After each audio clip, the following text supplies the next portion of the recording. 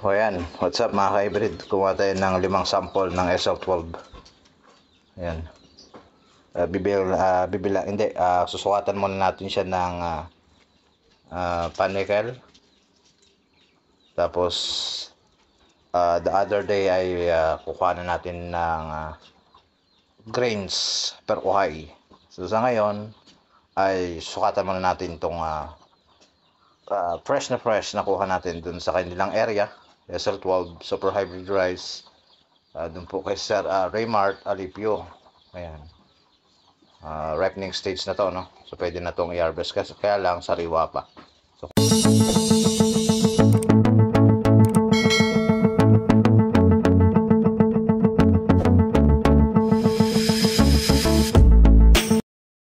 magandang araw mga ka-hybrid. Lakbay Farm Vlog, nagbabalik muli sa aking YouTube channel. At kung bago ka lang sa aking YouTube channel, huwag mo kalimutan mag-subscribe. Pakihit na rin po ang notification bell para lagi po kayong updated sa mga bagong uploads at mga videos natin. Okay, for today's video mga ka-hybrid, at tayo po ay magsusukat ng panicle length. Yan po, kung gaano nga po ba kahaba. Ito pong kinuhanan natin ng sample, no? Doon po sa aming tabi na Super Hybrid Rice na SL12 ng SL Agritech. Ang farmer po natin dito ay si Sir Raymart Alipio. Yan po, isang SL12 user. So nagpunta ako kanina doon, sobrang init. So hindi ko na nakuha yung actual video doon po sa pagkuha ko ng mga sample na ating bibilang kukuha na ng panicle length. So kumuha po ako ng 5 doon para po masukat natin kung gaano nga po ba kahaba itong tanim nilang Super Hybrid Rice na SL12 ng SL Agritech. Yan po mga hybrid. So ngayon, nagpunta tayo dito sa bahay para siyempre iwas sikat ng araw. Sobrang siyempre napakasakit po at napaka-update nung sikat ng araw. Kaya po dito na lang po tayo sa bahay na magsusukat. So ayan po. So ito po yung kinuha kong sample. Ayan, at medyo natutuyo na yung kanyang dahon, no. So ayan, sariwa pa yan, no? Kanina pong matanghali ko kinuhanan. Yan. Ito po ay 5 pieces na kanyang panicle length na ating kukuhanan at sample yung kanyang haba. Kung gaano nga po ba kahaba ang meron po. Itong performance na meron po sa SL12 ng SL Agritech para po ay darating na wet season. Ito po ay may re-recommenda natin sa ating mga ka-farmers, mga ka-hybrid natin, nagbabalak po na magtanim nitong darating na wet season. Yan po mga ka-hybrid. Yan. Pakabango talaga. Alam niyo, pagka inaamin mo yung ganitong klaseng kapipitas na napakabango. Sarap, parang naamin mo parang pera. Ayan po mga ka-hybrid. Yan. So yan, magsusukat na tayo mga ka-hybrid ng kanyang uhay, kung gaano nga po ba kahaba itong SL12 na tanim nila, no, mga ka-hybrid. So tara, let's go. Yon, isang magandang araw na po mga ka-hybrid. At tayo po ay magsusukat ng kanyang panicle, no? Kung ilang nga po ba at gaano kahaba po ba itong tanim nilang Super Hybrid Rice na SL12 ng SL Agritech. So yan. So sa pagkaganyan magsusukat tayo. Yan. Kung saan nagsimula yung pagtubo ng kanya, no, ng uhay, no. So dito siya magi-start. Yan, kasama yan. So napansin ko rito sa SL12, ayan, no, talaga napakakapal ng kanyang mga inuhay. Ito pa, o di ba, talagang halos mga sanga-sanga niya, no, ang dami, ang kapal. Yan mga ka-hybrid, di ba, grabe. Kaya ito yung gusto naming itanim nitong darating na sa wet season. Yan yung kaya pala siguro ito yung talaga pambato ng SL Agritech. Kasi nga ay may characteristic talaga ang SL12 kung bakit ito yung nagiging pambato nila, no? At parang mabigat siya compare sa mga SL8, no, SL20. Ayan. So ayan, bibilangin na natin, sukatan. Ayan. So start dito. Ayan. Ayan. So around sa 27.5. Ayan, centimeter. Yan po yung sample 1 natin. 27.5. Yan. Yan. Pangalawa natin na susukatan, itong makakapal. Yan.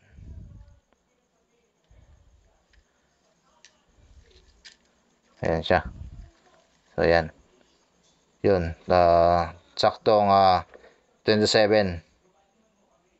Yan, 27 cm. Yan. Kita ba? Ayan, 27 siya. So, pangalawa natin sa susukatan. Ay, pangatlo na pala to mga kaibrid. Oh. Yan, pangatlo. So, 28.5. Mahaba to. 28.5 cm. Sample 3. Sample 4.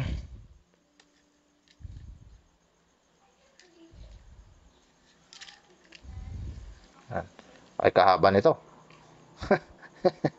Mas mahaba to, mga kaibrid. Ayan.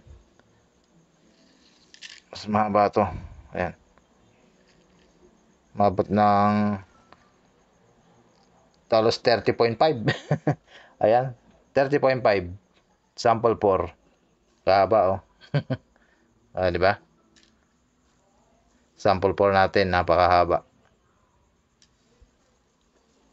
Yan. Yan po yung SL12. At final sample natin, sample 5. Yan. Ito medyo hindi siya mahaba, no? Nasa 25.5 lang siya centimeter. Yung mga kaibrid.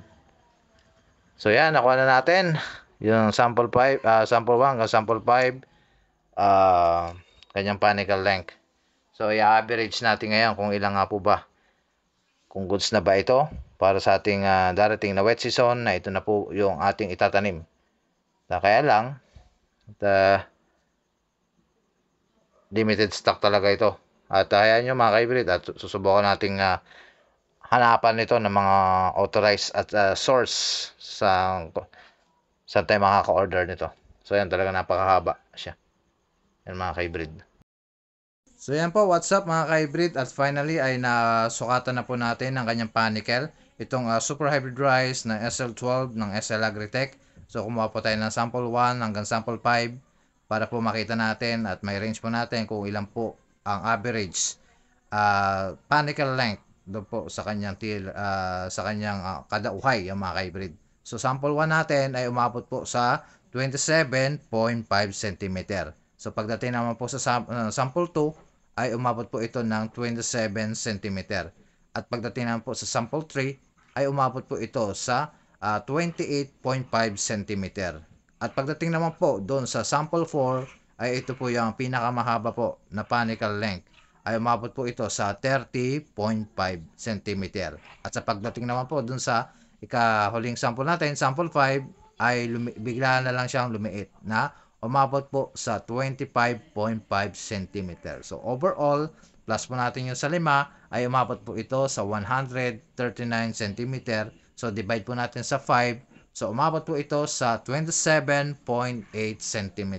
So 27.8, so talagang goods na po talaga yon. Mahaba na po yun mga ka-hybrid para po doon sa kanyang performance characteristic na meron po sa SL12 ng SL Agritech. So may kukumpara po natin ito sa mga PHB 85, PHB 77, yan po yung mga ganun po yung mga panicle length na inaabot po mga ka-hybrid.